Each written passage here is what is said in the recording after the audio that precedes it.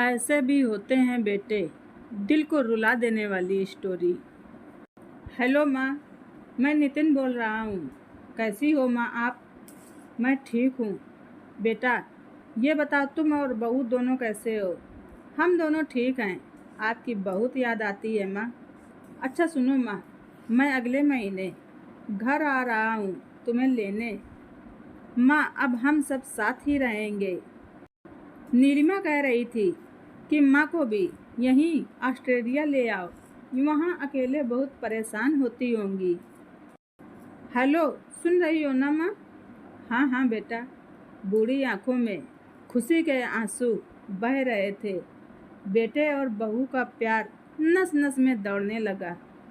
जीवन के 70 साल गुजार चुकी सुषमा जी ने जल्दी से पल्लू से आंसू पोंछकर बेटे से बात करने लगी। पूरे 2 साल के बाद बेटा वापस घर आ रहा था। बूढ़ी सुषमा ने पूरे मोहल्ले में दौड़ दौड़ कर यह बात सबको बता दी। सब लोग बहुत खुश थे कि चलो बुढ़ापा तो चैन से बेटे और बहू के साथ गुजरेगा। 1 महीने बाद नितिन अकेला ही आया था। उसने कहा कि माँ, हमें जल्दी ही वापस जाना होगा, इसलिए जो भी रुपया पैसा जिससे भी लेना है सब ले लो, और तब तक मैं किसी प्रॉपर्टी डीलर से मकान की बात कर लेता हूँ। माँ ने पूछा, मकान? हाँ माँ, मकान तो बेचना ही पड़ेगा। यहाँ मकान की देखभाल कौन करेगा? हम सब तो अब ऑस्ट्रेलिया में ही रहेंगे। बूढ़ी माँ की आंखें पूरे मकान को ऐसे निहार रही थीं जैसे किसी छोटे बच्चे को गोद में लेकर एक माँ निहारती है।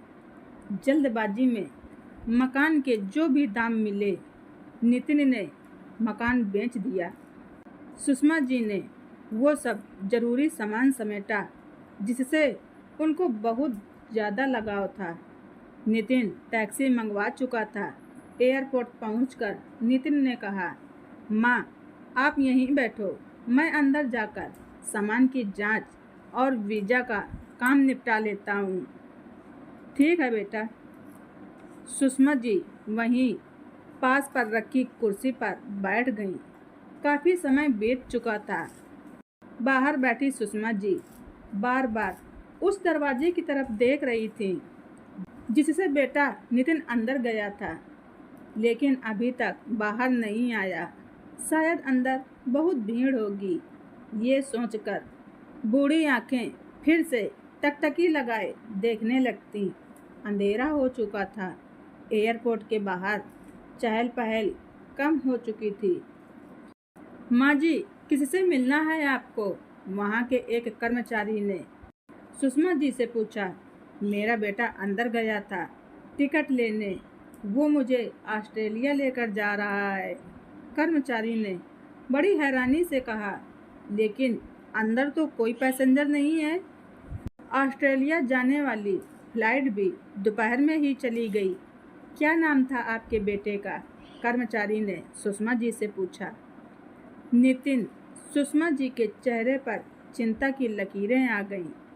कर्मचारी अंदर गया और कुछ देर बाद बाहर आकर बोला, माँ जी, आपका बेटा नितिन तो ऑस्ट्रेलिया जाने वाली फ्लाइट से कब का जा चुका है।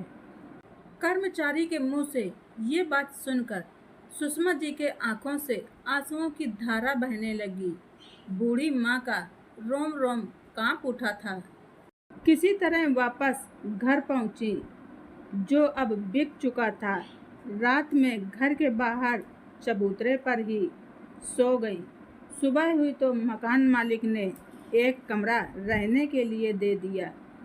पति की पेंशन से घर का किराया और खाने का काम चलाने लगी। समय गुजरता गया। एक दिन मकान मालिक ने सुषमा जी से पूछा, माँ जी, क्यों नहीं आप अपने किसी रिश्तेदार के यहाँ चली जाती?